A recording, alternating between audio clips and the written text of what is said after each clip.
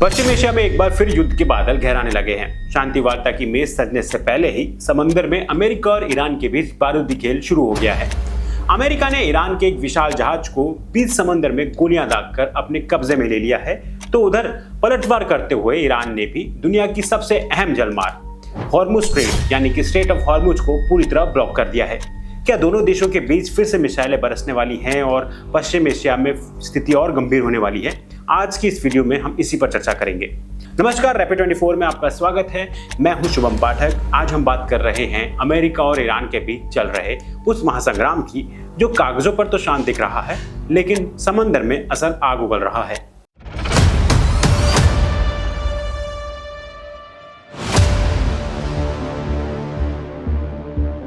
एक तरफ पाकिस्तान में शांति वार्ता की तैयारी है, तो दूसरी तरफ हथियारों की भाषा बोली जा रही है। अमेरिका के निशाने पर इस बार आया है ईरान का महाकाय कार्गो जहाज टॉस्का। डोनाल्ड ट्रंप ने खुद ट्रुथ सोशल प्लेटफॉर्म पर आकर इस बड़े नेवल ऑपरेशन का खुलासा किया। 900 फुट लंबा और एक एयरक्राफ्ट कैरियर जितना भारी यह जहाज अमेरिकी नेवी की नाकेबंदी को तोड़कर निकलने की कोशिश कर रहा था। अमेरिका का दावा है कि जब टॉस्का ने वार्निंग को नजरअंदाज किया तो नेवी ने सीधा उसके इंजन रूम में गोलियां दागी और उसे कब्जे में ले लिया। इस एक्शन की गंभीरता का अंदाजा आप इसी बात से लगा सकते हैं कि अमेरिकी सेंट्रल कमांड ने बाकायदा इसका एक वीडियो भी जारी किया है, जिसमें फायरिंग साफ देखी जा सकती है। अमेरिका की इस कार्रवाई से ईरान पूरी तरह भड़क गया है। ईरान के विदेश मंत्रालय ने इसे सीधे तौर पर युद्ध विराम का उल्लंघन करार दिया है और इसका जवाब ईरान ने एक बहुत बड़े रणनीतिक दाव से दिया है। ईरान की IRGC ने दुनिया के सबसे क्रिटिकल समुद्री व्यापारिक रास्ते हॉर्मुज स्ट्रेट को पूरी तरह बंद कर दिया है। ईरान का स्टैंड बिल्कुल क्लियर है। अमेरिकी नाकेबंदी खुद सीजफायर के खिलाफ है, इसलिए जब तक अमेरिका पीछे नहीं हटता तब तक ना ही हॉर्मुज स्ट्रेट खुलेगा और ना ही वे किसी शांति वार्ता की मेज पर बैठेंगे। ये सारा तनाव ऐसे समय में पीक पर है जब 28 फरवरी से शुरू हुए खूनी संघर्ष को खत्म करने की कोशिशें चल रही हैं। आपको बता दें कि 5 हफ्ते की भीषण जंग के बाद 2 हफ्ते का सीजफायर हुआ था, लेकिन पहले दौर की बातचीत फेल हो गई।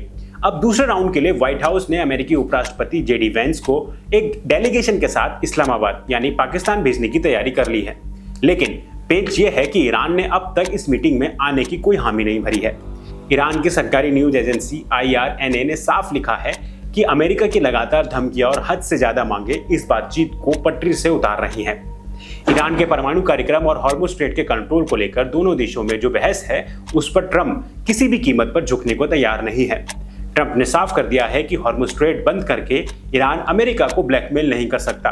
उन्होंने एक बेहद सख्त चेतावनी देते हुए कहा है कि अगर ईरान शांति समझौते पर साइन नहीं करता तो ईरान के एक एक पुल और हर एक पावर प्लांट यानी कि बिजली संयंत्र को खाक कर दिया जाएगा।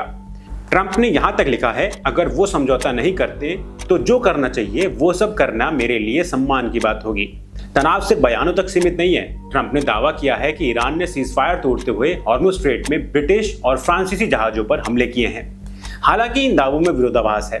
फ्रांसीसी कंपनी CMA और CGM कह रही हैं कि सिर्फ वार्निंग शॉट फायर हुए थे और ब्रिटेन के रक्षा मंत्रालय ने हमले की बात ही सिरे से नकार दी है। UK मैरीटाइम ऑपरेशन ने माना है कि 2 जहाजों पर हमले हुए हैं, लेकिन उनके देशों की पुष्टि नहीं हुई है। इन सब के बीच भारत के लिए एक बेहद अहम और चिंताजनक खबर सामने आई है। भारत ने आधिकारिक तौर पर यह बताया है कि जिस इलाके में ये पूरी गोलाबारी और टकराव की घटना हुई है, वहां ठीक उसी वक्त भारत के भी 2 झंडे वाले जहाज मौजूद थे।